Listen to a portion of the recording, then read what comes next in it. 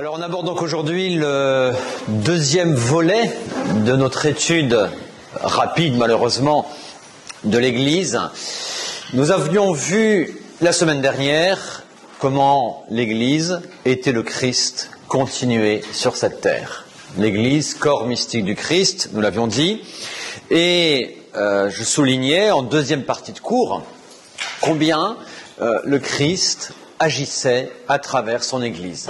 On avait donc simplement énuméré, les trois pouvoirs dans l'Église. Rappelez-vous ce tableau qu'on avait fait la semaine dernière. Notre Seigneur Jésus-Christ, qui est à la fois Christ ou un, et la triple onction sacerdotale, le Christ est le souverain prêtre, l'onction prophétique, le Christ est le prophète qui nous parle au nom de Dieu, avec l'autorité même de Dieu, puisqu'il est le Verbe incarné, et le Christ, roi, qui nous gouverne, qui nous dirige vers le ciel. Je suis la voie, roi, la vérité, prophète, la vie, prêtre. Ça, c'était le Christ. Et le Christ, de même qu'il a été envoyé par le Père, nous dit-il, ainsi, dit-il à ses apôtres, je vous envoie.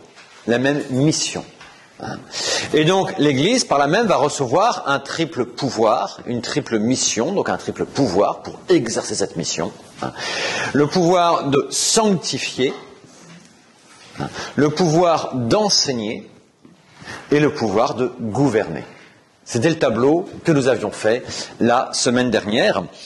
Et cela était directement révélé, c'était les ultimes paroles de notre Seigneur Jésus-Christ en l'évangile de saint Matthieu. Toute puissance m'a été donnée au ciel et sur la terre. Allez enseigner toutes les nations, pouvoir d'enseignement. Les baptisant au nom du Père et du Fils et du Saint-Esprit. Le pouvoir de sanctifier, leur apprenant à observer tout ce que je vous ai commandé. Ça, c'est le pouvoir de gouvernement. Apprendre aux âmes, les diriger vers le ciel. Reste donc, et c'est l'objet du cours d'aujourd'hui, à voir comment s'exerce cette triple mission. Qui est détenteur de ce pouvoir et comment ce pouvoir s'exerce. Autrement dit, nous allons voir ce qu'on appelle la hiérarchie de l'Église, parce que c'est pas lorsqu'un simple fidèle se met à parler que le Christ parle de manière infaillible à travers lui, c'est évident. Donc il faut voir comment ça fonctionne. On va donc diviser ce cours très logiquement en trois parties. On va d'abord étudier le pouvoir de sanctifier, ensuite le pouvoir d'enseigner et enfin le pouvoir de gouverner dans l'Église. D'où, première partie, le pouvoir de sanctifier. D'accord. Voilà. C'est un pouvoir, c'est évident, qui est fondamentalement divin. Dieu seul peut nous élever en lui, nous transformer en lui. Et donc l'Église, ici, va avoir un pouvoir qu'on va appeler ministériel, où les membres de l'Église vont agir en ministres du Christ. Avec l'autorité même du Christ, avec la puissance même du Christ. Nous avons ici, c'est ainsi qu'on l'appelle, le pouvoir de sanctifier porte un autre nom plus simple, qui vous est beaucoup plus familier, c'est le pouvoir d'ordre, d'où le sacrement de l'ordre. C'est ça. Le pouvoir d'ordre, fondamentalement, essentiellement, est centré a pour objet la sanctification des âmes. Pouvoir de sanctifier. Alors, qui est détenteur de ce pouvoir d'ordre.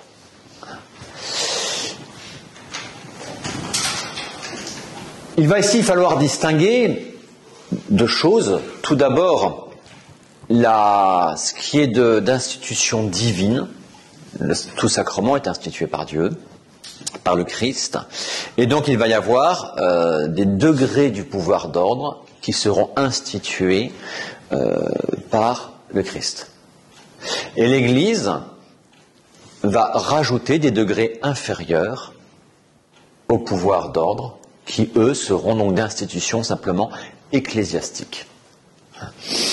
Alors, d'institution divine, le pouvoir d'ordre a 3 degrés institués par le Christ. L'évêque, le prêtre et le diacre. Ça, c'est d'institution divine. Le prêtre va avoir, lui, l'évêque, commençons par lui, l'évêque va avoir la plénitude du pouvoir d'ordre, du pouvoir de sanctifier. Et cette plénitude se manifeste à la distinction, à la différence du prêtre, par le fait que l'évêque peut ordonner des prêtres. Autrement dit, il peut reproduire ce qu'il est, il peut reproduire le sacerdoce, il peut le transmettre. Un petit peu comme un petit enfant, celui qui n'est pas capable de communiquer la vie, il est encore trop jeune, un adulte peut communiquer la vie. Et bien ainsi, l'évêque est à la plénitude du pouvoir d'ordre, il peut communiquer le sacerdoce, alors qu'un prêtre, simple prêtre, ne le peut pas. C'est la plénitude du pouvoir d'ordre qui est donné à l'évêque. En ce sens-là, sous cet aspect de sanctification du pouvoir d'ordre, le degré suprême, c'est l'épiscopat. Et donc, sous cet aspect-là, le pape ne se distingue absolument en rien des autres évêques, sous l'aspect du pouvoir de sanctification. Autrement dit, que le pape ou l'évêque de Nice ordonne un prêtre, ça revient exactement au même. Que le pape ou l'évêque de Nice sacre un évêque, ça revient absolument au même. Ça a la même efficacité. Le pape n'a rien de plus sous l'aspect de la sanctification que l'évêque. Le pouvoir suprême d'ordre, la plénitude du pouvoir d'ordre, revient entre les mains de l'évêque. Des apôtres, de tous les apôtres, et donc de leurs successeurs, les évêques. Le deuxième degré du pouvoir d'ordre, eh bien, c'est le sacerdoce, le prêtre. Le prêtre, lui, eh bien, il aura le pouvoir de sanctification, essentiellement, fondamentalement, le pouvoir sur le corps physique du Christ, sur le corps eucharistique du Christ. Ce qui définit fondamentalement le prêtre, c'est la messe. Le prêtre est l'homme de la messe, le prêtre est l'homme du sacrifice. Il a ce pouvoir sur l'Eucharistie, ce pouvoir impressionnant que même la Sainte Vierge n'a pas. Il dit « Ceci est mon corps » et prêtant sa langue au Christ, comme dit saint Jean Chrysostome, eh bien c'est le Christ lui-même qui opère le miracle de la transsubstantiation. Ceci, que dit le prêtre, ceci est mon corps, ceci n'est plus le pain, il est le corps du Christ. Ça, c'est le pouvoir fondamental du prêtre. Le prêtre s'explique par la messe. Le prêtre, autrement dit, est l'homme de la rédemption. Parce que la messe, c'est justement cela, le renouvellement du sacrifice de la croix. Et c'est la croix qui nous sauve. Eh bien, c'est le pouvoir de sanctification, vous voyez, la croix nous sauve. Sanctification, pareil, salut. Eh bien, le prêtre est l'homme du salut, l'homme de la messe. Il a ce pouvoir qui lui est conféré par le sacrement de l'ordre, ce pouvoir sur le corps physique du Christ. Et c'est très impressionnant parce que, où que soit le prêtre, il emporte avec lui, si je peux dire, cette présence de notre Seigneur Jésus-Christ à chaque fois qu'il célèbre la messe. Et le Christ se met en quelque sorte dans la dépendance de simple homme, de prêtre. Sa présence eucharistique, sa présence substantielle, sa présence réelle dans le monde est liée à la parole du prêtre. Il a fallu 4000 ans, à peu près, pour préparer la venue du Christ, ici-bas, dans le sein de la Vierge Marie. Il suffit de quelques secondes, d'une parole prononcée par le prêtre, pour qu'il y ait cette présence réelle, substantielle et sanctifiante. Il vient en tant que victime sur l'autel, victime d'amour, victime de propitiation pour nos péchés. Il suffit d'une parole du prêtre pour cela. C'est le pouvoir fondamental et si beau du prêtre. Et vous enlevez la messe au prêtre, eh bien le prêtre perd sa raison d'être. Et c'est pour ça que ce qui s'est passé quand on a bouleversé le rite de la messe et la finalité de la messe avec la nouvelle messe, ça a entraîné une crise très profonde du sacerdoce. Il y a eu, avec la réforme liturgique, ça ne se dit pas suffisamment, 80 000 prêtres à peu près qui ont défroqué, qui ont quitté le sacerdoce. Oui, on ne dit pas ça. Changement de la liturgie. 80 000 prêtres dans le monde, sur 400 000, 300, 400 000, ont défroqué à ce moment-là, dans les années qui ont suivi. Et en France, on a tourné, les années les pires, les années 73-75, on a tourné à 4 000 prêtres par an qui ont défroqué en France. On a touché à leur raison d'être. Et les 80 000 prêtres sur 15 ans, à peu près. Et ça continue aujourd'hui, malheureusement. Aujourd'hui, à peu près, mes chiffres là datent d'il y a 8 ans. Il y a 8 ans, c'est le dernier chiffre que j'ai en tête, 20% des prêtres ordonnés quittaient le sacerdoce dans les 10 ans qui suivaient leur prêtrise. 20%. C'est énorme. Énorme. Et tout ça parce que leur raison d'être, la messe, on y a touché. Le prêtre est l'homme de la messe, fondamentalement. L'homme du sacrifice. Dernier degré du pouvoir d'ordre, c'est le diaconat. Il est d'institution divine, pour être encore plus précis, divino-apostolique. Vous le savez, le diaconat, on a sa fondation qui est rapportée dans les actes des apôtres. Les apôtres perdaient, ne rentabilisaient pas leur temps, c'est mal dit, c'est un peu moderne, hein, on est toujours dans la rentabilité, hein, mais étaient un petit peu débordés par la tâche, autrement dit, et leur tâche numéro 1 était d'enseigner. Et ils passaient beaucoup de temps à baptiser, ils passaient beaucoup de temps à s'occuper des pauvres, et donc ils ont institué le diaconat. Le mot diakonos en grec contient le mot servir. Le diaconat pour justement pouvoir déléguer par là le baptême aux diacres, pour que les diacres également s'occupent des pauvres, et que les diacres distribuent également la communion. Voilà. C'est le pouvoir du diaconat. On dit que c'est l'institution divino-apostolique parce que les apôtres, tout ce que les apôtres ont institué, est considéré comme institué par le Christ lui-même.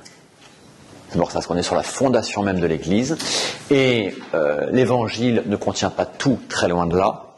Au contraire, et tout ce que le Christ a dit par oral à ses apôtres, notamment après la résurrection, va se déployer dans les années qui vont suivre. Donc, 3 degrés du pouvoir d'ordre. Et c'est ainsi qu'à travers ce pouvoir, à travers l'évêque qui ordonne un prêtre ou un évêque, un autre évêque, à travers un prêtre qui célèbre la messe par exemple, ou qui baptise, à travers un diacre qui distribue la communion, ou qui baptise avec la permission du curé, eh bien c'est le Christ lui-même qui agit.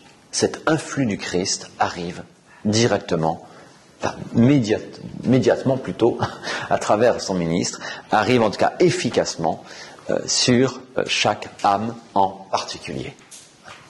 C'est la fameuse phrase de saint Augustin, Saint Pierre baptise, c'est qu'un ministre, c'est le Christ qui baptise. Saint Pierre, saint, le grand saint. Judas, le traître, baptise, c'est le Christ qui baptise. Continue saint Augustin. Le ministre n'est que ministre. Sous cet aspect-là, le ministre, c'est une gouttière qui véhicule l'eau de la grâce, qui vient de ce réservoir infini qu'est le Christ. Un peu comme en France. Un petit peu comme en France, c'est-à-dire ? Oui, ça voulait. Un ministre, voilà. Qu'est-ce que c'est qu'un ministre, si vous voulez, en politique ? Un ministre, c'est quelqu'un qui n'agit pas par son propre pouvoir, il engage le pouvoir du gouvernement. C'est ça un ministre. Il agit de manière ministérielle. De le mot ministre. Et bien le prêtre, c'est exactement pareil, oui, tout à fait. Il agit non pas par son propre pouvoir, parce que sinon on n'irait pas très loin. Il agit par le pouvoir d'un autre. Alors non pas d'un gouvernement humain, non, mais par le pouvoir du gouvernement divin. Et qui effectivement a décrété la sanctification des âmes à une manière tangible à travers des ministres, des instruments. Tout à fait, c'est ça un ministre. Le mot est bien compris. Donc tout ça, c'est le pouvoir de sanctifier. J'insiste pas trop, ce pouvoir vous est le plus familier, c'est celui au contact duquel vous êtes au minimum chaque semaine bénéficiaire à travers la messe, voire quotidiennement, donc je n'insiste pas, ça c'est facile. On va développer en deuxième partie, après ce pouvoir de sanctification, le pouvoir d'enseigner, le pouvoir d'enseignement.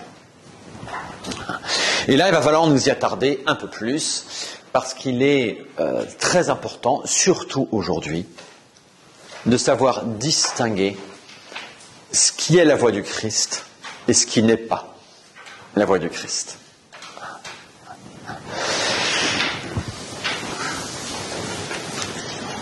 Autrement dit, il va falloir apprendre à ne plus se contenter de la foi du charbonnier qui en a perdu plus d'un. Le pape a dit, point final. Tout ce que le pape dit, c'est bien. Malheureusement, on a le constat que ce n'est pas forcément le cas. Il faut savoir distinguer les choses. Il faut savoir, comme dit notre Seigneur dans le chapitre 10 de Saint Jean, de son discours du bon pasteur, les brebis reconnaissent ma voix. Il va falloir ici nous apprendre à reconnaître la voix du Christ quand elle parle à travers ses ministres. Il y a des conditions. De même dans les sacrements, c'est pas à chaque fois que le prêtre est à l'autel qu'il célèbre la messe. Il peut y faire plein de choses, il peut bricoler, réparer son autel, il peut faire ce que vous voulez, ou les vêpres, ou ce que vous voulez. C'est pas à chaque fois, il y a des conditions. Il faut, c'est les conditions de validité du sacrement, il faut qu'il prenne une hostie, du vin, qu'il prononce ses paroles à la consécration. Il y a des conditions. C'est pas à chaque fois qu'il est à l'autel qu'il agit au nom du Christ. D'accord ? Quand je change mes lampes du sanctuaire, j'agis pas au nom du Christ. Non. Quand je célèbre la messe, oui. Il faut distinguer. Eh bien, c'est exactement pareil dans le pouvoir d'enseignement. Il faut savoir distinguer quand est-ce que des ministres de ce pouvoir, on va voir lesquels ce sont, parlent au nom du Christ ou pas. Quand est-ce qu'ils dévissent ou revissent les ampoules et quand est-ce qu'ils agissent en tant que ministre du Christ, c'est pas pareil. Voilà. Alors, on va ici voir trois choses pour bien cadrer ce pouvoir donc d'enseigner. Alors, le pouvoir d'enseigner, c'est encore ce qu'on appelle le magistère de l'Église. C'est ça le magistère, le pouvoir magistériel. Vous avez le mot maître dedans, magistère, rabbi en hébreu. C'est comme ça que les apôtres, rabbi, Rabbi veut dire maître. Hein, voilà, maître, guide, un petit peu. Hein. Mais bah c'est ça. Le mot rabbin vient de rabbi. Tout à fait. Hein, voilà. Et Ra de Bi. Et donc ça veut dire maître. Au tout début, la première fois que les apôtres rencontrent, les futurs apôtres rencontrent le Christ, hein, c'est Saint Jean et Saint André, au début de l'évangile de Saint Jean, ils vont l'appeler Rabbi. Hein. Et aussitôt, Saint Jean précise, parce qu'il s'adresse à des gens qui ne sont pas seulement des juifs, ce qui veut dire maître. Ouais, bon. Et donc c'est le pouvoir magistériel d'enseignement. Alors on va donc distinguer dans ce pouvoir, il faut voir ça trois aspects. Tout d'abord, qui est détenteur de ce pouvoir, première chose. Hein.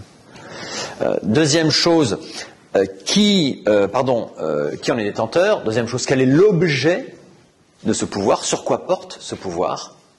Hein. Et troisième chose, comment il s'exerce concrètement. Trois éléments distincts, hein, pour bien cadrer les choses. Qui est détenteur du pouvoir d'enseignement? Alors, tout de suite, il faut bien préciser ce que ça veut dire. Ça veut dire qui peut parler de manière certaine au nom du Christ. Parler au nom du Christ, attention, hein, c'est du sérieux. Parce que le Christ est la vérité même. Il est Dieu. Et donc, il ne peut ni se tromper, ni nous tromper. Ce qui est là en question, c'est ce qu'on appelle l'infaillibilité. L'infaillibilité, infaillible, qui ne peut pas tomber, qui ne peut pas se tromper, donc. À partir de quand l'Église est-elle infaillible? Quand est-elle infaillible? Quand est-ce que nous entendons effectivement la voix du Christ? Lequel Christ a donné ce pouvoir à ses apôtres? Il leur a dit, qui vous écoute, m'écoute. C'est pareil. Qui vous écoute, m'écoute. Hein, bon. Dans le cadre qu'on va préciser, qui est entièrement révélé, on va passer les détails. Alors, tout d'abord, qui est détenteur? Le Christ a dit ça à ses apôtres. Il n'a pas dit ça à Marie-Madeleine, à la Sainte Vierge, ou à qui vous voulez. C'est aux apôtres qu'il confie ce pouvoir. On va donc distinguer ici ce qu'on appelle l'Église enseignante de l'Église enseignée. L'Église enseignante, c'est-à-dire ceux qui détiennent ce pouvoir, ça va être le pape et les évêques, qui constituent l'Église enseignante. Les successeurs des apôtres, autrement dit. C'est à eux qu'a été dit qui vous écoute, m'écoute. Le simple prêtre, et encore moins le fidèle, détiennent ce pouvoir d'enseignement. Autrement dit, jamais le Christ utilisera un laïc ou un prêtre pour parler infailliblement à toute son Église. Non, jamais. Il utilisera le pape ou les évêques. On va voir dans quelles conditions, en troisième partie, le mode d'exercice de ce pouvoir. Donc l'Église enseignante est constituée du pape et des évêques, et l'Église enseignée, elle, est constituée des prêtres et des fidèles. Ça ne veut pas dire que le prêtre n'a pas enseigné. Sinon, on peut tous partir, couper les caméras, et moi aller me reposer. Bien sûr que si, le prêtre enseigne. Heureusement. Et même des fois, il va déléguer des laïcs pour enseigner. Le prêtre. Il va se faire aider par des catéchistes, par exemple. Où est la différence alors? Qu'est-ce qui se passe? Lorsque le prêtre enseigne, il est porte-parole de l'Église. Dans certaines conditions, qu'on va préciser, lorsque le pape ou les évêques réunis ou dispersés, peu importe, enseignent, il est porte-parole direct du Christ. Et c'est le Christ qui parle à travers eux. C'est une différence énorme d'autorité. Donc, détenteurs de ce pouvoir magistériel, le pape et les évêques. Quel est l'objet de ce magistère. Et là, c'est quelque chose de très important. Voilà, le pape nous dit, le pape dit, moi je ne sais pas, que il y a une fraternité universelle et que toutes les religions sont voulues positivement par Dieu, par exemple. Est-ce que c'est l'objet de l'enseignement du pape ou pas? La question est là. Non. Non, pourquoi?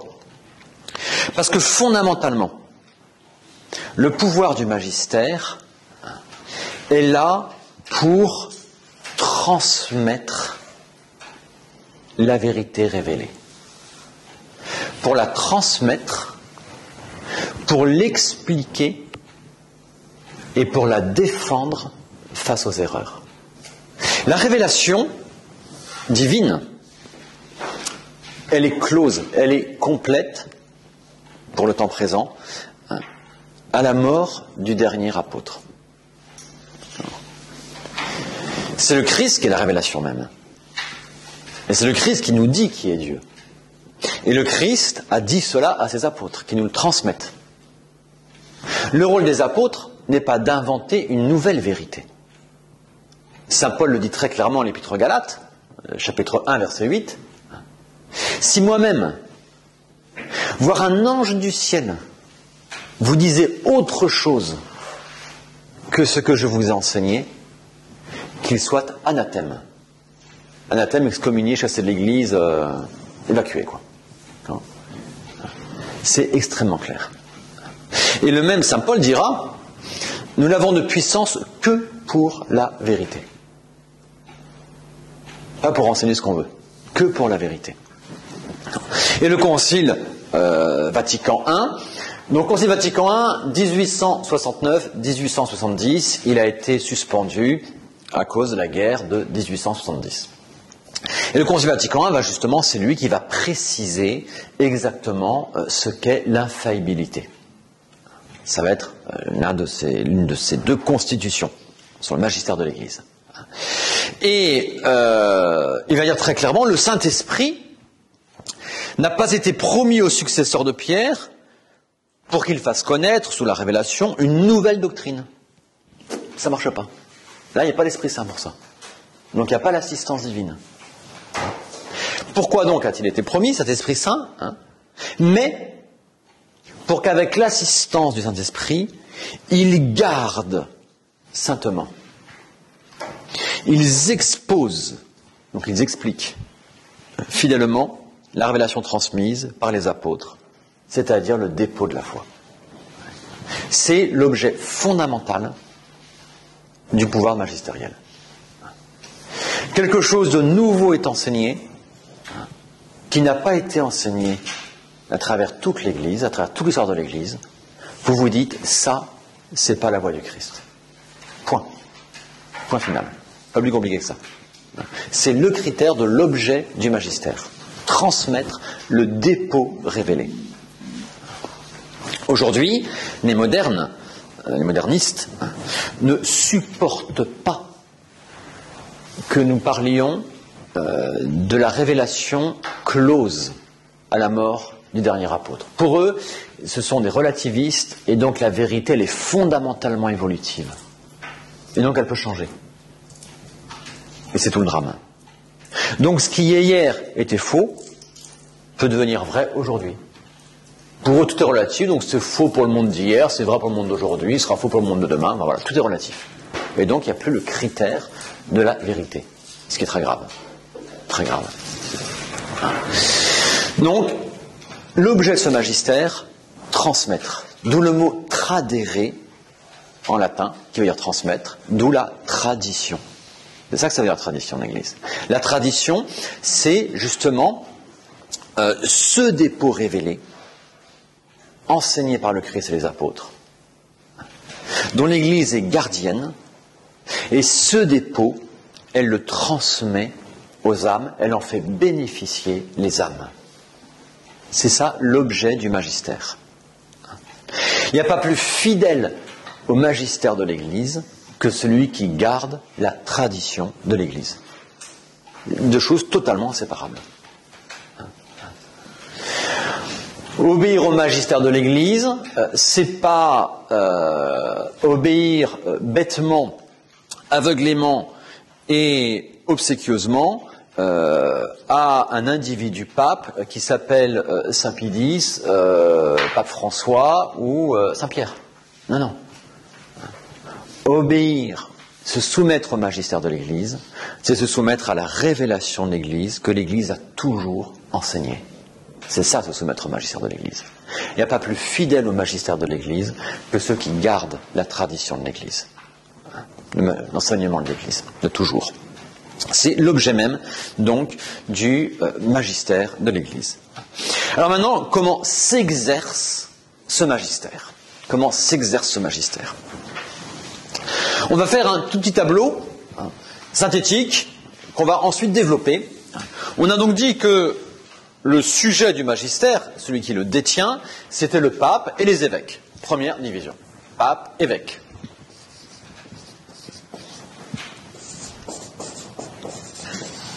D'accord. Chacun, le pape d'un côté, les évêques de l'autre, enfin les évêques avec le pape de l'autre côté, vont pouvoir exercer un magistère ordinaire, quotidien, on va dire. Ordinaire et quotidien. Le magistère ordinaire, ça va être un évêque qui, le dimanche, prêche dans sa cathédrale. Il enseigne, normalement. Bon. Le pape qui va enseigner. Alors ça peut être au degré très inférieur, une audience catéchétique du mercredi, ça peut être à travers un texte qui promulgue, ainsi de suite. Et puis il y a le magistère extraordinaire. Le magistère extraordinaire, c'est celui qui vous est le plus familier, c'est celui lorsque le pape parle, selon l'expression, ex cathedra. La cathèdre, c'est le siège. Le siège du pape. Ex cathedra. D'où le mot de cathédrale, parce que c'est là où est le siège de l'évêque. La cathèdre, c'est le siège. Et donc quand le pape parle ex cathedra, il parle depuis la chair même de Pierre avec la toute-puissance magistérielle de l'Église. Ça va être par exemple, dernier exemple en date, lorsque le pape promulgue le dogme de l'Assomption en 1950. Pie XII n'a pas enseigné une nouvelle vérité. Non. L'Assomption a été priée et donc vécue depuis le début de l'Église. Je peux aller visiter nos églises de l'arrière-pays ici, vous verrez des statues de l'Assomption du XVIe, XVIIIe siècle. Vous voyez. Il n'a pas fallu attendre 1851 pour voir les premières statues de l'Assomption apparaître. Ça a toujours été vécu, toujours été prié. Et puis, en l'occurrence ici, c'était le but, pour honorer la Sainte Vierge Marie, ce qui était de foi déjà, c'était dans le contenu de la foi, dans le dépôt de la foi, eh bien, le pape lui a donné une nouvelle autorité encore supérieure, en le définissant dogmatiquement. Et cette vérité, c'est des termes techniques, qui était de foi, va devenir de foi définie. Pourtant que le pape l'a définie très précisément. Ce n'est pas une nouvelle vérité. Mais le pape met toute sa puissance, pourrait-on dire, pour honorer et pour reconnaître Notre-Dame dans son Assomption, dans sa participation, même corporelle, à la gloire du Christ dans le ciel. Voilà. C'est pas une nouvelle vérité, c'est une vérité déjà crue, déjà aimée, déjà priée, et qui est mise en avant. En l'occurrence ici, c'est par honneur pour la très Sainte Vierge Marie. La plupart du temps, lorsque un pape ou un concile agit ainsi, c'est pour défendre le dépôt révélé. Le rôle du magistère, c'est de le garder, de l'expliquer et de le défendre face aux erreurs. Et donc quand des erreurs se présentent, eh bien le magistère va définir de manière infaillible des vérités qui ont toujours été crues, mais pour bien dire, attention, celle-là, si vous n'y croyez pas, c'est grave, vous êtes hérétique. Et donc vous perdez la foi dans le Christ. Vous n'écoutez plus le Christ enseignant. C'est le but de l'acte magistériel.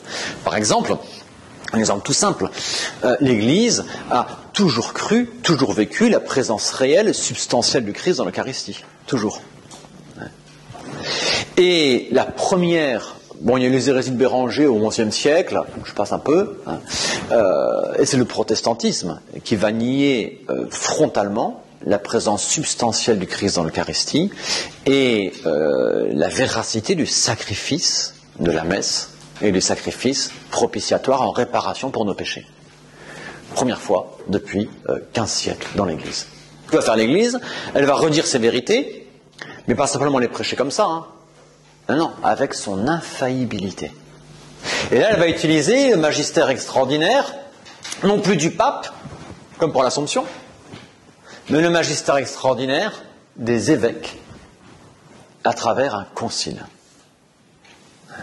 Un concile qui va se prononcer infailliblement.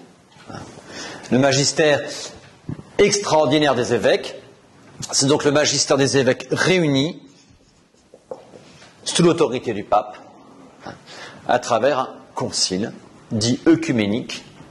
Alors œcuménique en grec, ça veut dire universel. Ça ne veut pas dire bisous bisous avec protestants et anglicans, pas du tout. Hein.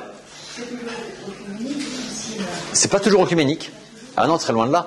Vous n'avez que 21 conciles œcuméniques. Il y a beaucoup de conciles qui étaient provinciaux. Ça existe beaucoup moins maintenant. Mais avant, il y avait des conciles provinciaux qui vont réunir. Il y a un problème en Afrique, par exemple, et on va réunir les évêques d'Afrique pour résoudre les problèmes qu'il y a en Afrique. Ça a fonctionné comme ça. Donc, on a plein de conciles de Carthage, par exemple, du temps d'Augustin, même avant ou après, qui sont des conciles provinciaux. Et eux, donc, ne seront jamais le magistère infaillible de l'Église. Jamais. C'est tous les évêques réunis, le concile œcuménique, universel. Alors, un concile œcuménique est-il toujours à Rome? Non, non, pas forcément. On a des conciles œcuméniques, le premier a eu à Jérusalem, à peu près, bon, on ne l'est pas compté comme tel. On a le premier officiel compté comme œcuménique, c'est le concile de Nicée. On a les conciles de Constantinople. On a ensuite au Latran, vous aurez eu, à Rome, vous aurez les conciles du Latran. Vous aurez les conciles Vatican I, Vatican II. Mais, ça se les lieu à chaque fois. Le concile de Trente, qui est œcuménique, ne s'est pas déroulé à Rome, il s'est déroulé à Trente. Ouais. Donc c'est des convocations dans une ville ou une autre pour des raisons X ou Y. Voilà. Alors, dans ces quatre types de magistère possibles, pape ordinaire, pape extraordinaire, ou bien le magistère des évêques ordinaires et le magistère des évêques extraordinaires, qu'est-ce qui est infaillible, qu'est-ce qui ne l'est pas? Où est-ce que certainement il y a la puissance de la parole du Christ, où est-ce qu'elle n'est pas? On va distinguer. Le magistère extraordinaire du pape, lorsque le pape parle ex cathedra, c'est toujours infaillible. Toujours. Toujours infaillible. Lorsque le pape parle ex cathedra, il ne peut pas se tromper, il ne peut pas nous tromper, parce que c'est le Christ qui parle à travers lui. Point final. Et comme dira Saint Augustin, Rome a parlé, la question est tranchée. Point final. Le magistère extraordinaire des évêques réunis en concile, il peut être infaillible. Il n'est pas forcément, il peut.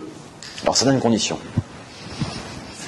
Il peut être infaillible, le magistère extraordinaire des évêques.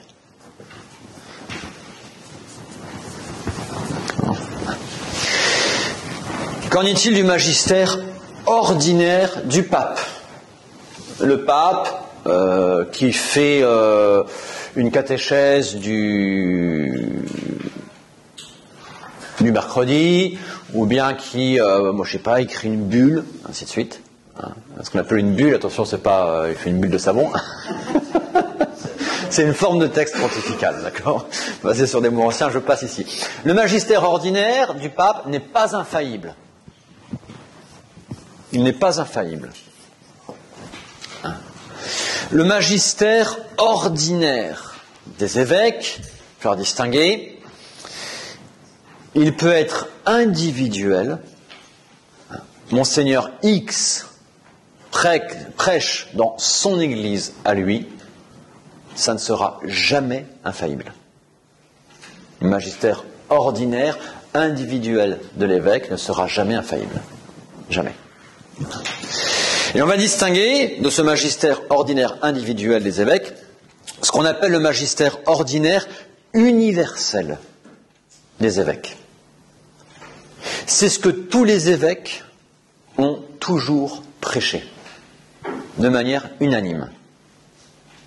Chacun dans sa cathédrale, sa magistère dispersé.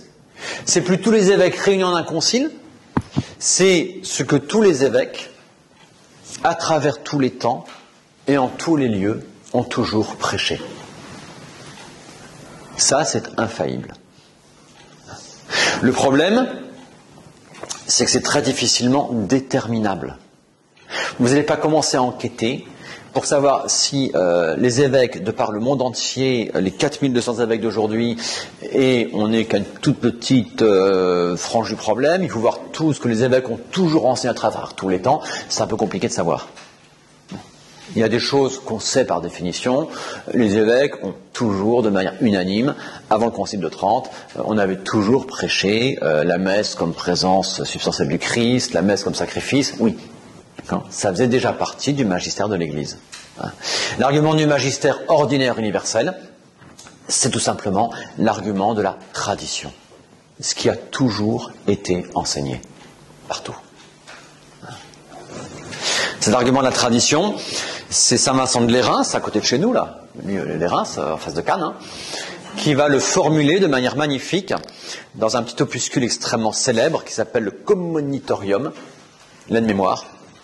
Et on est au 5e siècle, il y a eu toutes les crises, les différentes hérésies, ainsi de suite. Il va se dire, mais comment reconnaître où est la vérité? Quand il y a une confusion dans l'Église, comment reconnaître où est la vérité, où est l'enseignement du Christ?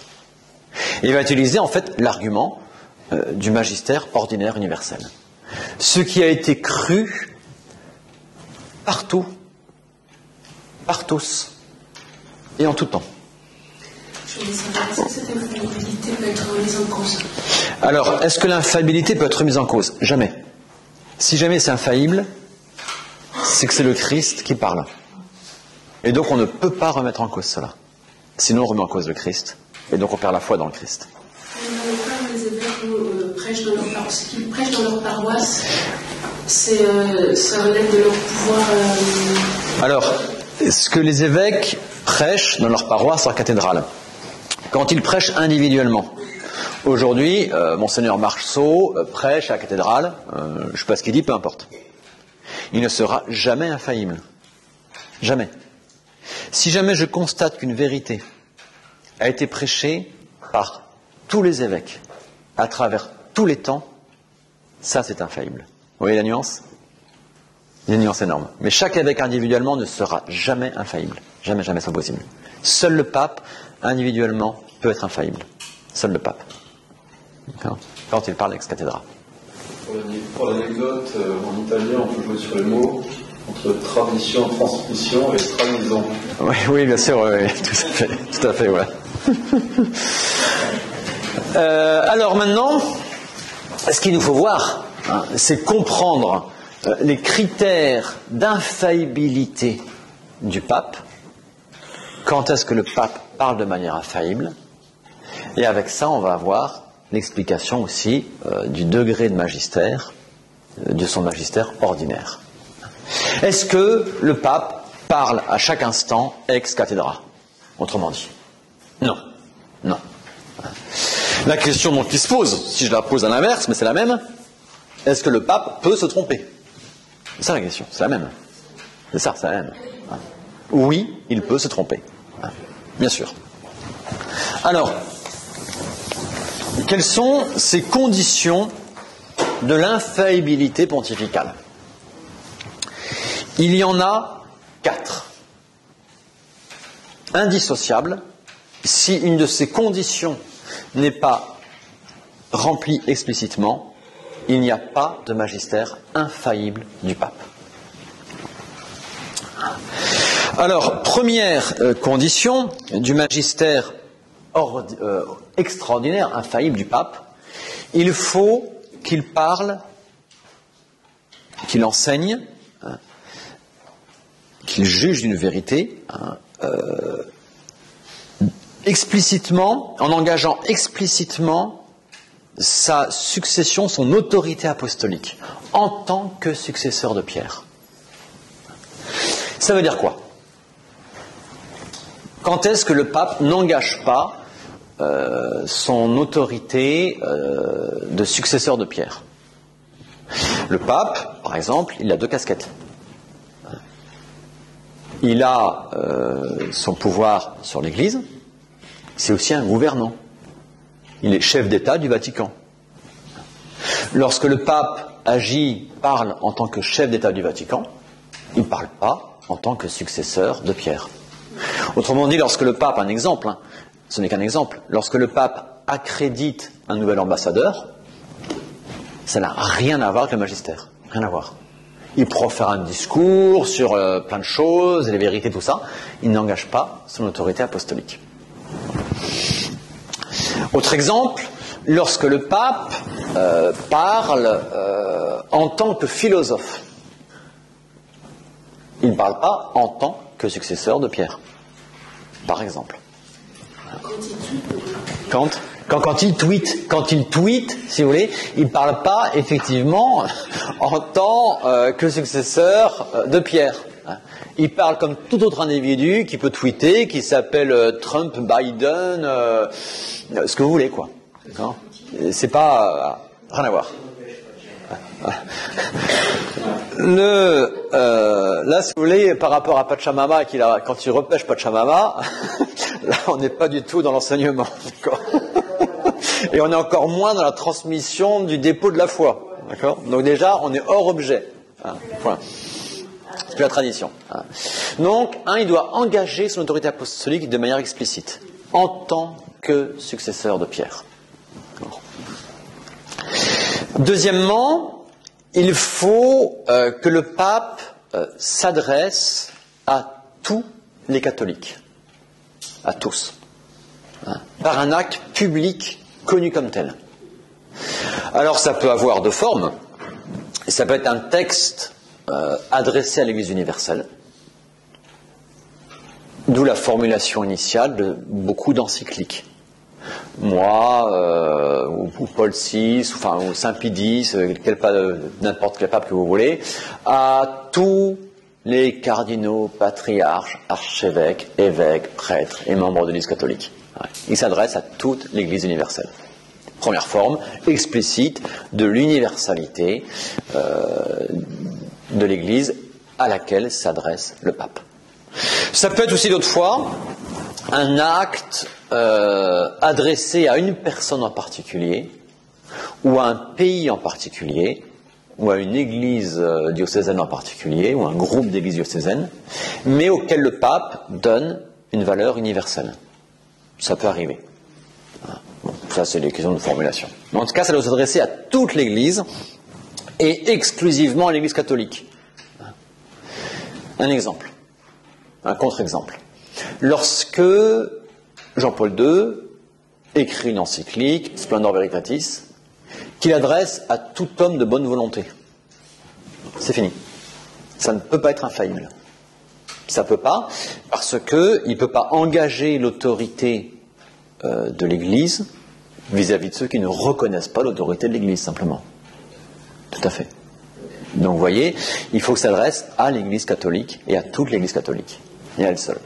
Pas à tout homme qui a envie de réfléchir. Là, c'est plus un philosophe qui parle, qui fait réfléchir, qu'un pape successeur de Pierre, agissant en successeur de Pierre. Troisième condition, il faut que le pape enseigne, et même tranche, juge, c'est un jugement l'infaillibilité. Il faut qu'il juge d'un enseignement en matière de foi ou de mœurs. Les termes sont très précis. Il faut qu'il juge un enseignement en matière de foi ou de mœurs. Un enseignement, c'est une vérité universelle. Un exemple, avorter est toujours tué. On est face à un enseignement, c'est une vérité universelle. On est bien dans le domaine de la morale, des mœurs, de la conduite de vie pour aller vers le ciel. On vient nous décrire un péché mortel. On est face à un enseignement en matière de foi et de mœurs. Et il peut y avoir un jugement du pape là-dessus. C'est ce que fera le pape Jean-Paul II dans son encyclique Evangelium Vitae. Il ira, il est de foi, tout catholique doit croire que. Il y a un jugement. Dans ce cas-là, cette condition d'infaillibilité, elle est respectée. Un jugement en matière de foi ou de mœurs. Lorsque le pape, à l'inverse, pour montrer quand ça ne fonctionne pas, donc si par exemple il dit voilà, avorter est toujours un crime, c'est l'enseignement, et il va dire une telle a avorté, donc c'est une criminelle, ça c'est pas un enseignement. C'est un jugement particulier, c'est pas un enseignement sur la doctrine. D'accord ? C'est du particulier, ça sera jamais, ça ne relève pas d'infaillibilité. C'est un enseignement en matière de foi et de mœurs.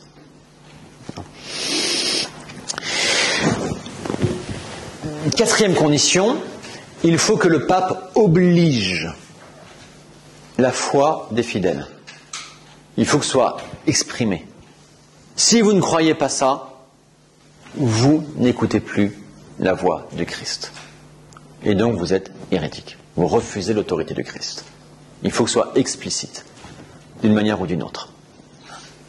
À ces 4 conditions, en tant que successeur de Pierre, qui s'adresse à l'Église universelle, pour porter un jugement sur l'enseignement en matière de foi ou de mœurs, avec l'intention d'obliger, là, il y a enseignement infaillible de l'Église, du Christ. C'est le Christ qui parle à travers ça.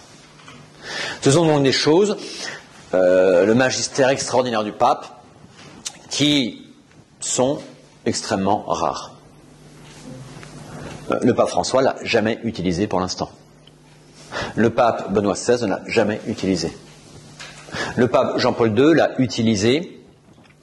Et encore, il y a des petites nuances, parce que c'est infaillible, c'est certain. De quelle infaillibilité? Est-ce que c'est son propre magistère? Est-ce que c'est le magistère ordinaire universel de l'Église?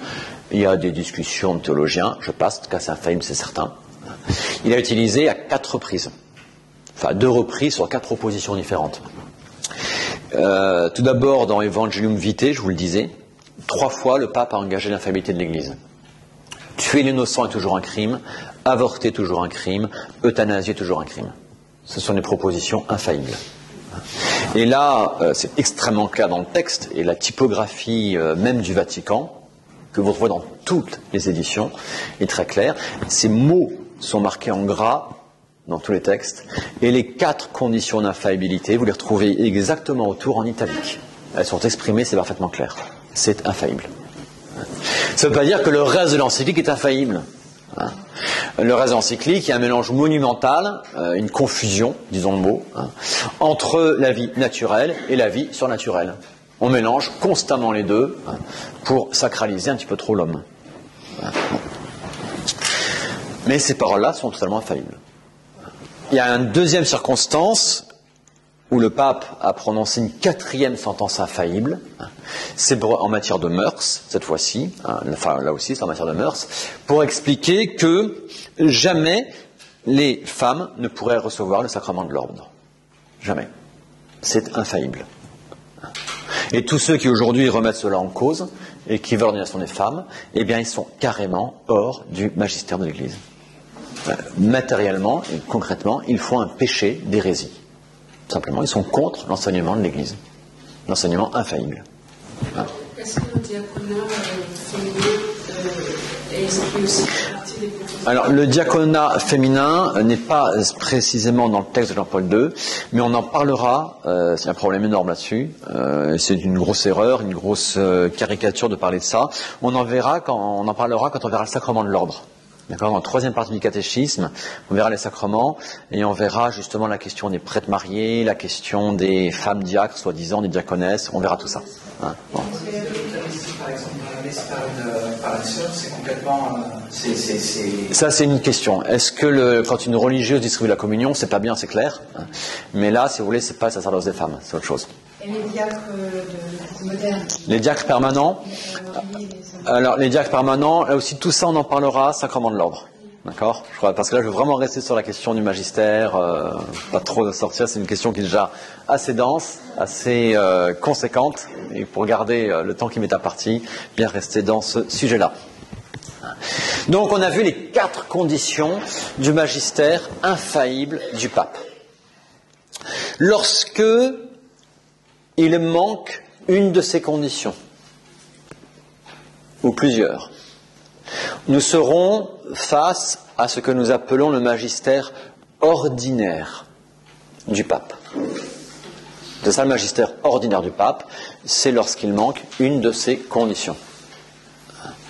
Ce magistère ordinaire du pape, il ne faut pas dire « Oh ben il n'est pas infaillible, donc je m'en fiche ». Surtout pas. Ça serait grave. Ce serait très grave. On ne peut pas dire ça. Le magistère ordinaire du pape réclame, notez les expressions importantes, de manière habituelle, une soumission pieuse de l'intelligence. De manière ordinaire. Ça veut dire qu'il peut se faire par extraordinaire que dans son magistère quotidien, le pape se trompe. Normalement, c'est pas comme ça, mais ça peut arriver. C'est ça que veut dire de manière habituelle. Et c'est arrivé à travers l'histoire de l'Église, plus d'une fois. Vous avez par exemple quelques cas assez connus. Le pape Nicolas I, qui disait qu'on pouvait baptiser soit au nom du Père et du Fils et du Saint-Esprit, soit, haute formule, au nom du Christ. Ben, il se plantait. Il s'est trompé. Il s'est trompé. Vous avez un pape qui a été, après sa mort, jugé par un concile et condamné d'anathème. C'est le pape Honorius. Honorius Ier, qui avait une formule très ambiguë et favorisant l'hérésie. Et en l'occurrence, l'hérésie monothéiste. Un terme un peu technique, c'est une hérésie qui prétendait, de Sergius, qui prétendait qu'il n'y avait qu'une seule volonté dans le Christ. Et donc ça met en cause les deux natures du Christ, humaine et divine. Ouais. S'il n'y a qu'une seule volonté, il y a une nature qui ne marche plus, quoi. Ouais. Bon. Et donc le pape Honorius, pour éviter les problèmes, il a voulu faire du consensuel, une formule très vague, et il a complètement favorisé l'hérésie. Et sa formule est fausse. Donc il a été condamné par le concile de Constantinople III, condamnation confirmée par le pape Saint Léon II, et au sens précis du terme, il faudrait non pas que sa formule en tant que telle est hérétique, mais sa formule favorise l'hérésie. Il a été condamné pour cela. Un enseignement du pape, faux. Faux, ça arrive. On a encore le pape Jean XXII qui a enseigné pendant 1 an et demi, 2 ans, je ne sais plus exactement, que le ciel était vide. C'est embêtant quand même. Alors, maintenant, certains enseignent que l'enfer est vide. À l'époque, il enseignait que le ciel était vide et que tous les saints, exactement comme les justes de l'Ancien Testament, étaient en salle d'attente dans les limbes. Et que le ciel ne serait ouvert qu'à la fin des temps. Et ça a duré 1 an et demi. Et au bout 1 an et demi, 2 ans, et au bout d'1 an et demi, 2 ans, il a compris son erreur, parce que tout le monde lui disait très sympa, il y a un vrai problème, et il s'est rétracté. Et donc on a un enseignement ordinaire du pape qui est faux. Aujourd'hui, malheureusement, il est clair que l'enseignement ordinaire du pape, et depuis quelque temps maintenant, n'est pas l'enseignement du Christ. C'est très clair. C'est très clair, il ne prêche plus les vérités révélées. Ils se sont mis dans une sorte de dimitude, de soumission, tels des vassaux pour prêcher la religion de l'homme, avec un grand H. L'homme un peu divinisé, les droits de l'homme, le truc, le machin, apparaissent partout, et aux dépens des droits de Dieu, et des droits de notre Seigneur Jésus-Christ. Pourquoi c'est évident que ce magistère ordinaire aujourd'hui est déviant? D'abord parce qu'effectivement il s'oppose à la tradition de l'Église. L'Église n'a jamais enseigné ça, ce sont des nouveautés. Et qu'en plus, le magistère même de l'Église, avec une puissance magistérielle beaucoup plus grande, a condamné ces mêmes erreurs.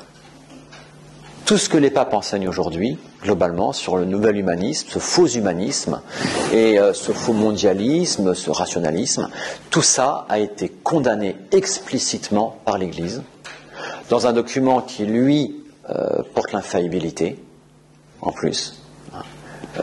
Je pense ici, je cite Quanta Cura, l'encyclique Quanta Cura de Pie IX, avec la pièce jointe qui est le syllabus. Il y a 80 propositions condamnées, et bien sur les 80, il faut les cocher, il y en a plus de la moitié qui aujourd'hui sont enseignées par le soi-disant, enfin par les détenteurs du magistère ordinaire de l'Église. Ce sont donc des individus qui parlent, mais non pas en tant que successeurs de Pierre, pour garder, exposer et défendre le dépôt révélé. Au contraire. Au contraire. Et donc la fidélité au magistère de l'Église consiste justement à refuser ces nouveautés. Parce que le magistère a été très clair en la matière. Très très clair. C'est une expression de Monseigneur Lefebvre, quand il a été soi-disant jugé par Rome. Il leur a dit « C'est moi l'accusé qui devrait vous juger ». Non pas qu'il ait autorité juridictionnelle pour juger le pape, c'est ce que ça veut dire. Mais ça veut dire qu'en fait, c'est toute l'Église et tout le magistère de l'Église qui condamne les propositions aujourd'hui défendues, promues par les détenteurs du magistère dans l'Église. Question. Aujourd'hui, quand le pape François parle ex cathedra, il ne dit rien qui va à l'encontre. Alors aujourd'hui, que se passe-t-il quand le pape François parle ex cathedra? Le grand drame, c'est que le pape François refuse de parler ex cathedra. C'est ça le drame. Il est détenteur de ce pouvoir. Et il n'a jamais parlé ex cathedra. Et aujourd'hui, justement, vu le bazar doctrinal qu'il y a dans l'Église, où tout le monde croit tout et surtout n'importe quoi, voire plus rien d'ailleurs, il est essentiel pour la survie de l'Église, et on ne s'en sortira que comme ça, qu'un pape engage son magistère, utilise ce magistère qu'il a, pour dire ça c'est vrai, ça c'est faux. Ça vous devez le croire, c'est la voix du Christ, et ça vous devez le refuser parce que c'est contraire au Christ. Il est urgent que les papes usent de leur magistère infaillible, aujourd'hui. Et malheureusement, ils ne le font pas. Ils sont détenteurs d'un pouvoir, et c'est pour ça que le pape il est pape, et heureusement. Il est détenteur d'un pouvoir, et il refuse de l'utiliser. Et à l'inverse, il utilise l'aura qui entoure ce pouvoir pour nous raconter des gaudrioles, et nous emmener dans le mur. C'est voulu, monsieur. Il sait que s'il devait parler ex cathedra, il sait qu'à ce moment-là, il ne pourrait plus. Ah bah oui, c'est l'assistance du Saint-Esprit sur le magistère. L'assistance du Saint-Esprit, c'est ça. C'est lorsque le pape parle ex cathedra, c'est absolument infaillible, c'est garanti. C'est garanti. Et c'est la seule issue aujourd'hui de la crise doctrinale que traverse l'Église.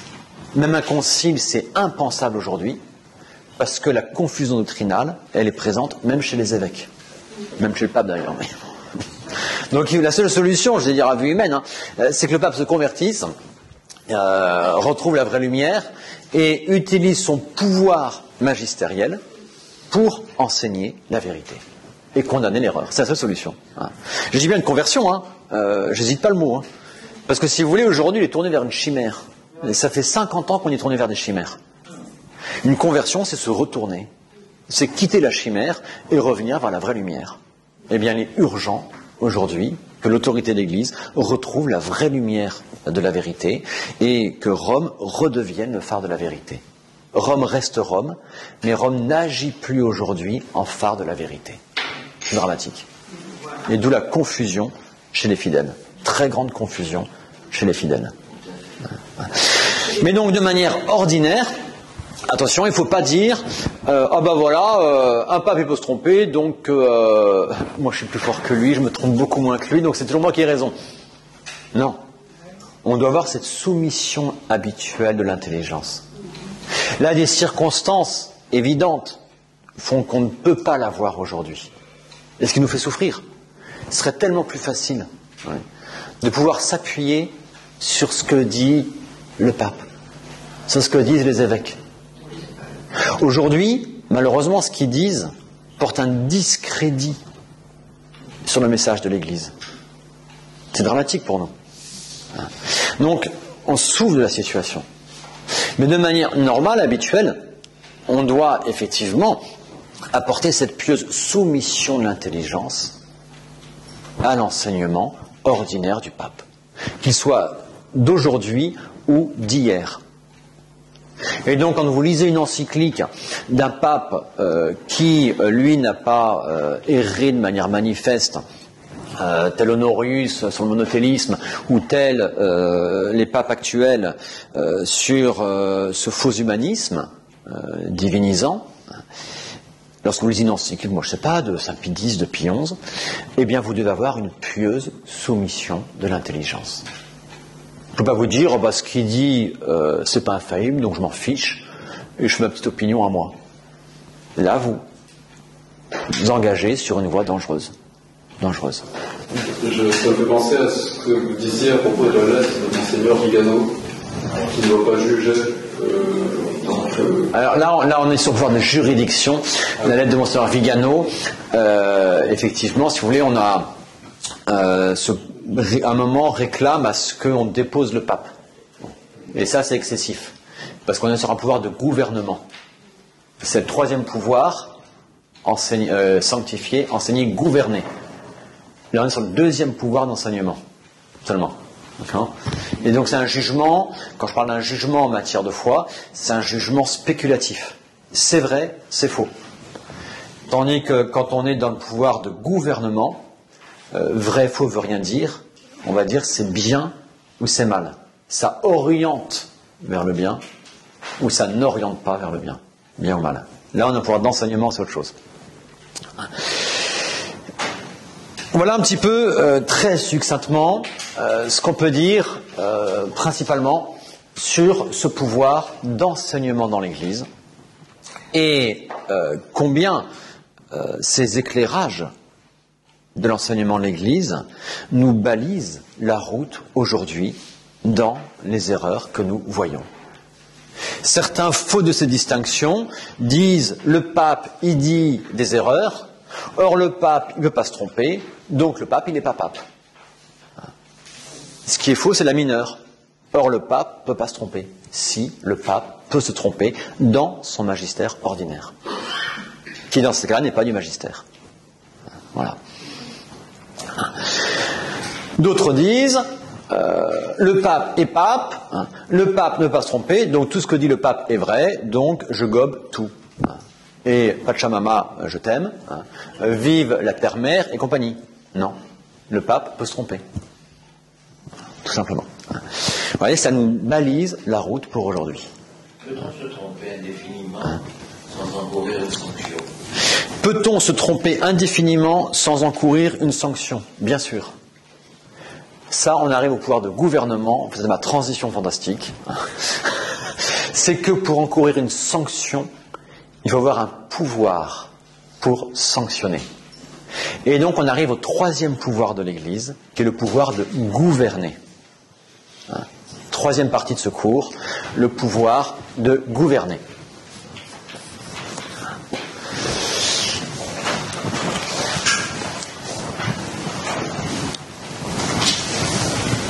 Il s'agit ici, dans ce pouvoir, de ce qu'on appelle, c'est un autre mot qui vous est plus familier, il s'agit du pouvoir de juridiction. Le pouvoir de juridiction. Ça veut dire quoi, juridiction? C'est du latin. Iuris, dictio. Ça consiste à dire, avec autorité, ce qui est droit, ce qui est bien, ce qui est mal, ce qui est ordonné à une fin ou ce qui est désordonné à une fin. C'est ça le pouvoir de juridiction. Et le pouvoir de juridiction, donc le pouvoir de gouvernement, c'est la même chose, parce qu'il s'agit de gouverner, d'emmener les autres vers le bien. De même que le Christ est pasteur qui nous guide, que le Christ donc est roi, c'est pareil, il est tête, eh bien il a confié à l'Église de nous guider vers le ciel. Et donc de nous dire concrètement où est le bien, de nous donner les moyens du bien et de nous protéger du mal. C'est tout le rôle du gouvernement de l'Église. C'est cette autorité, donc si vous voulez, qui va légiférer, d'où des commandements de l'Église. Le Christ a dit à Pierre, tout ce que tu lieras sur la terre sera lié dans les cieux. Tout ce que tu délieras sur la terre sera délié dans les cieux. Donc il y a des actes de gouvernement posés, en l'occurrence ici par le pape, dans ce cas-là, eh bien, qui vont effectivement lier le ciel, qui vont engager le ciel. Et donc le pape peut nous imposer des choses, ou l'évêque dans son diocèse, dans certains cas, peut nous imposer des choses sous peine de péché. Ils peuvent par exemple nous imposer le jeûne eucharistique sous peine de péché. Celui qui ne respecte pas le jeûne eucharistique pêche. Ça, c'est ce qu'on appelle du pouvoir ecclésiastique, de gouvernement. Ils veulent nous faire vivre une réalité, laquelle réalité consiste effectivement en ce fait que le Christ est véritablement une nourriture, et la nourriture de l'âme, et que cette nourriture de l'âme est première par rapport à celle du corps, et pour nous le faire vivre, eh bien, elle nous réclame ce petit sacrifice du jeûne eucharistique, et qui va évoluer à travers le temps. Avant, c'était depuis minuit, parce que les messes étaient autorisées seulement le matin, on n'a pas le droit de célébrer la messe de soir. Pie XII va autoriser la messe du soir, donc il va alléger le jeûne eucharistique à 3 heures avant la communion. Et puis Paul VI, lui, va pour ainsi dire supprimer le jeûne eucharistique, il va dire 1 heure avant la communion. Donc crachez votre chewing-gum avant de rentrer dans l'église. Voilà. C'est ça. Bon. Mais ceci dit, vous voyez, le pape il a ce pouvoir-là. Hein. Il a ce pouvoir-là. Donc cette loi, elle est très dommageable, parce qu'il y a une réalité fantastique qu'on ne nous fait pas vivre. Donc elle est dommageable cette loi-là. Mais n'empêche, c'est le pape qui la pose. Donc si jamais, on vous conseille énormément de garder l'esprit de la loi, et donc de garder 3 heures de jeûne avant la messe. Maintenant, si vous mangez 2 heures avant ou 1 heure et demie avant, eh bien vous ne péchez pas. Parce que c'est le pape qui, pour l'Église universelle, lie ou délie. C'est le pouvoir de gouvernement. Et si le pape n'a pas légiféré, vous restez sur les lois... Ah bah, une loi légifère... Bah, si vous voulez, sur ce point-là de l'Eucharistie, le pape a légiféré. Le pape aussi a légiféré, il a changé la loi, justement. Et après ça, bien sûr, les lois anciennes demeurent tant qu'elles ne sont pas modifiées, tant qu'elles ne sont pas abrogées, bien sûr. Donc, vous voyez, l'Église, comme ça, peut nous obliger sous peine de péché, et elle peut nous libérer par ce même pouvoir du péché. C'est vraiment le pouvoir des indulgences. Où elle peut nous libérer ou celle des autres sous peine de péché. Et son pouvoir va engager le ciel. Elle va dire, voilà, pendant... le pape a dit... enfin, il ne les plaît pas, parce que c'est classique, des indulgences. Voilà, les 8 premiers jours de novembre, on peut libérer une âme du purgatoire à certaines conditions, c'est l'indulgence. C'est le pouvoir de délier, le pouvoir de gouverner. Ils vont pouvoir poser des lois pour nous orienter vers le bien. Ils pourront même nous donner des modèles pour nous orienter vers le bien. Ça va être, par exemple, des canonisations. On nous pose des balises pour nous dire « fais ça et t'avances dans le bon sens ». Le pouvoir donc de juridiction de l'Église. Alors, ce pouvoir-là, de juridiction, bon, comme au civil, ce pouvoir en général est territorial, il y a un territoire. Un juge qui est juge à Marseille, ne peut pas par lui-même poser un jugement judiciaire à Brest et encore moins à Tombouctou. Son pouvoir, il est lié à un territoire. Eh bien, dans la juridiction ecclésiastique, c'est pareil. Il y a juste une exception, une juridiction peut être liée à un certain nombre de personnes. Ce sera une juridiction personnelle. Par exemple, le diocèse aux armées. En France, les armées sont répandues de par le monde entier. Eh bien, l'évêque aura juridiction sur certaines personnes, sur les militaires et sur leurs familles. Il n'aura pas juridiction sur un territoire. Un supérieur religieux, dont les membres sont répandus de par le monde entier, il aura une juridiction sur sa congrégation, et donc une juridiction personnelle qui touche des personnes. En général, elle est territoriale. Alors, quant au ministre de cette juridiction, le pouvoir juridiction peut être de 3 types. Il peut y avoir une juridiction qu'on appelle ordinaire. Alors, c'est très facile, c'est ce que vous savez, c'est la juridiction du pape sur l'Église universelle. Il a la juridiction sur l'Église universelle. Juridiction plénière entière. Juridiction ordinaire, encore l'évêque, il a juridiction ordinaire, mais sur son diocèse. Et les évêques reçoivent cette juridiction, eh bien lorsque le pape, les nomme évêques de tel diocèse. Et puis, ça c'est la juridiction ordinaire. Le pape, les évêques. Il y a aussi le cas, si vous voulez, du supérieur majeur sur un institut religieux. Là, c'est l'équivalent de l'évêque, mais au niveau de la juridiction personnelle. Je passe. Ça, c'est la juridiction ordinaire. La juridiction, ensuite, heureusement, elle peut être déléguée. Et ça fonctionne beaucoup comme ça. Si seul l'évêque avait juridiction dans son diocèse, qu'il ne pouvait pas la déléguer, il ne pourrait pas tout faire. Pour se marier, il faut se marier devant un ministre ayant juridiction. Si jamais seul l'évêque pouvait marier, il n'en sortirait pas, quoi. Non. Donc, que va faire l'évêque? Il va déléguer sa juridiction. Après la juridiction ordinaire, il a la juridiction déléguée. Et qui va passer donc par une chaîne humaine.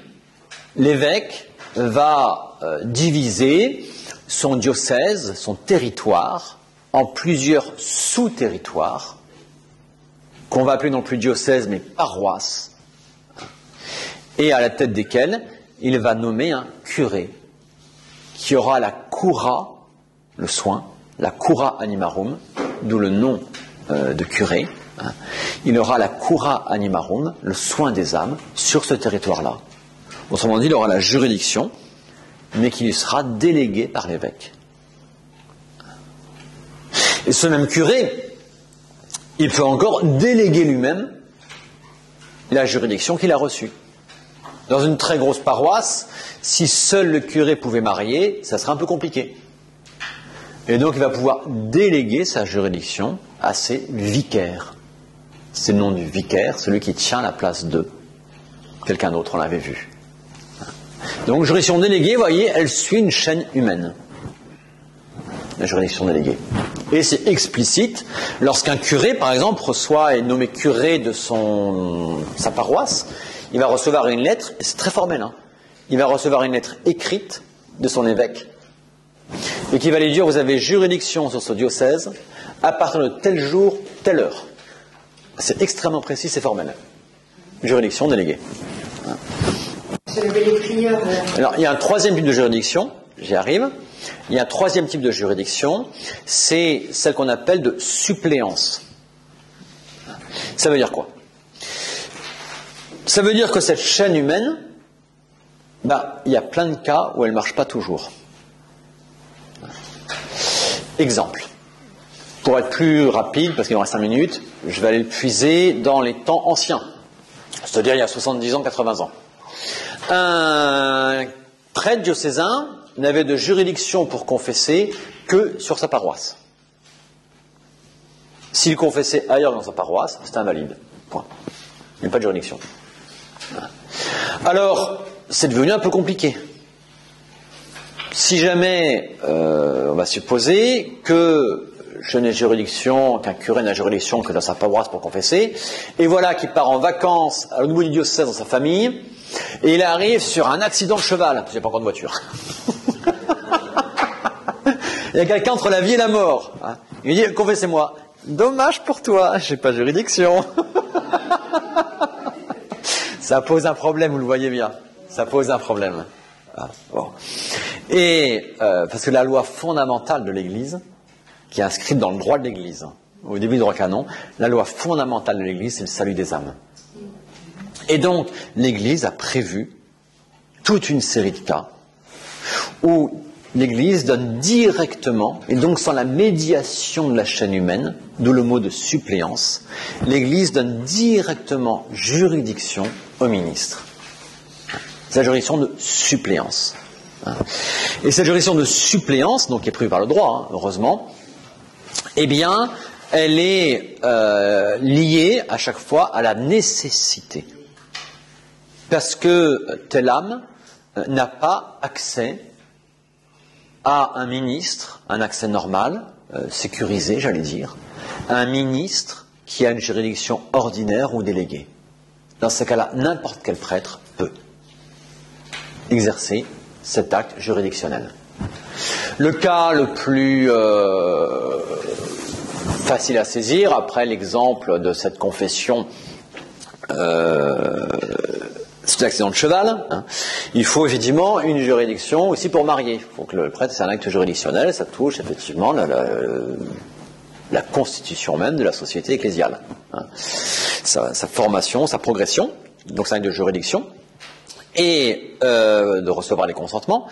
Et alors, en territoire de mission, quand l'évêque il passe une fois par an, enfin le missionnaire passe une fois par an dans l'île très reculée du territoire missionnaire. Ceux qui s'aiment, ils n'ont pas à attendre un an supplémentaire parce qu'il y a une tempête et le coup d'avant, le prêtre il n'a pas pu passer, ce serait un peu dur. Hein, bon. Donc il n'a pas accès. Hein. Et donc dans ces cas-là, eh bien, si pendant 30 jours, précise le droit, pour un mariage, pendant 30 jours il n'y a pas accès au ministre ordinaire ou délégué, n'importe quelle personne peut se marier, au moins devant 2 témoins. Et si un prêtre, le prêtre doit assister. Mais le ministre, dans ces cas-là, de l'Église disparaît, parce qu'il n'y a pas accès. Il n'y a pas accès. Ça va être très large, ça va être, par exemple, normalement, surtout avant, seul le curé de paroisse, de la paroisse d'elle ou de lui, avait juridiction pour marier. Mais voilà que le curé de la paroisse, il est furieux de ce futur mariage, parce que cette petite Cunégonde, il la voyait très bien épouse de son neveu Tartampion. Hein. Alors, il a pouvoir de juridiction, donc il dit, non, ce mariage, je suis contre, je refuse, ainsi de suite. Il y a un abus de pouvoir manifeste. Hein. Et si jamais il y avait des cas comme ça, où le curé s'opposait à un mariage, sans motif suffisant, eh bien, il y avait un cas de nécessité, on pouvait aller se marier ailleurs. Complètement. Oui. Ce qui compte, c'est le bien des âmes. Et un bien des âmes sécurisé. Aujourd'hui, malheureusement, le bien des âmes sécurisé, vous ne l'avez plus en paroisse, de manière habituelle. Parce que on vous enseignera de tout, et souvent du n'importe quoi. Donc vous n'avez plus un accès sécurisé à la doctrine catholique, à des sacrements vécus en vérité. Vous n'avez plus cet accès dans nombre de paroisses aujourd'hui, de par la confusion énorme qui règne. Et dans cette confusion énorme qui règne, eh bien heureusement, par le code de droit, la loi de l'Église qui donne ce pouvoir de juridiction directement à tout prêtre, vous pouvez venir effectivement bénéficier de l'enseignement, des sacrements, du gouvernement des âmes auprès de prêtres qui essayent de se tenir à peu près droit, quoi. Tout simplement. En tout cas, qui tiennent droitement à la doctrine catholique, ça c'est essentiel. Heureusement. D'accord ? Parce que ce qu'il faut comprendre, ce sera ma conclusion, c'est que si jamais il y a 3 pouvoirs dans l'Église, enseigner, sanctifier, enseigner, gouverner, il ne faut pas séparer les 3 pouvoirs. Il ne faut pas dire d'un côté j'ai l'enseignement, j'ai l'enseignement à tel endroit, je vais recevoir le gouvernement de mon âme à tel autre endroit, et puis je vais recevoir la sanctification encore ailleurs. Il ne faut pas faire ça. Parce que ces trois pouvoirs, c'est un seul Christ. C'est un seul Christ, c'est une seule Église. Il ne faut pas faire sa sauce. Si je fais ma sauce, je me dirige moi-même. Et donc il faut se confier à une paroisse. On expliquait qu'est-ce qui faisait, d'un point de vue extérieur, le lien à l'Église. L'unité de l'Église, il y avait le baptême qui était public, unité de sacrement, il y avait la profession de foi catholique, unité d'enseignement. Et on vous dit l'unité du gouvernement, elle passe comment? Et bien par le fait, pour un fidèle, d'être attaché concrètement à une paroisse. Ouais. Et il est important de ne pas séparer ces trois aspects, ces trois volets de l'influx du Christ sur moi, parce que sinon, c'est la meilleure manière pour partir à moyen terme dans le décor. Faire attention. Donc bien garder cette unité de vie à travers une paroisse ou équivalent paroisse concret. Voilà, très succinctement, ces trois pouvoirs de l'Église, on pourrait en parler beaucoup, il y aurait même beaucoup à détailler si on voulait aller plus loin, pour encore mieux préciser les choses, notamment face à la situation actuelle. Je vous ai juste donné les grandes règles générales pour vous permettre de comprendre un peu comment ça fonctionne, et de là, comment se comporter droitement en fils de l'Église, aujourd'hui, dans le monde un peu compliqué que nous vivons.